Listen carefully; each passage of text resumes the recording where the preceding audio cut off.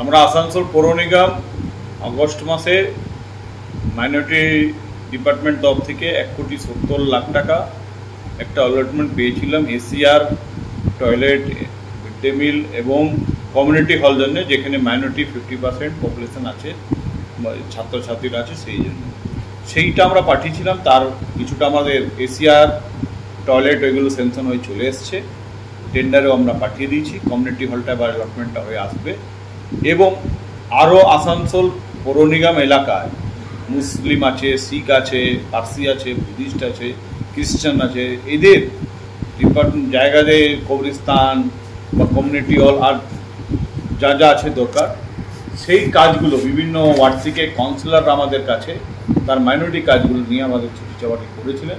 সেইটা আজকে আমরা 10টা বড়ো অ্যাসিস্ট্যান্ট ইঞ্জিনিয়ারদেরকে নিয়ে মিটিং করলাম যে ওনার ওয়ার্ডে যে কাগজগুলো এসছে ডেভেলপমেন্টের, সেই জায়গা থেকে কমিউনিটি হল বা বাউন্ডারি ওয়াল, কবরস্থান বা যে কাজ আছে কমিউনিটি মুসলিম মাইনরিটি কমিউনিটিদের, সেই কাজের এস্টিমেটটা করে ডিপিআর করে সরকারকে পাঠাবেন।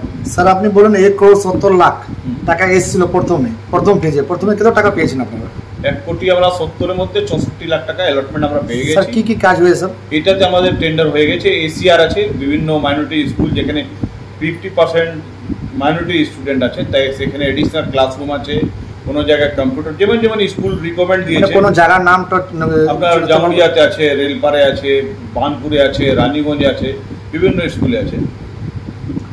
স্যার আশা করি আসার সময় কতদিন তাড়াতাড়ি কতদিন কাজ হয়ে যাবে এটা? কাজটা চলছে, পুজো করে দেখবেন এই আমরা যেটা পাঠাচ্ছি আবার ফিরে আসবে অ্যালটমেন্টটা। আমাদের সরকার, পশ্চিমবঙ্গ সরকার এখন যে বর্তমান মামাটি মানুষ সরকার আছে, এই সরকারের যে উন্নতি, ডেভেলপমেন্ট, উন্নয়নের কাজ, সেই কাজটা তো মানে একদম লাগাতার চলছে।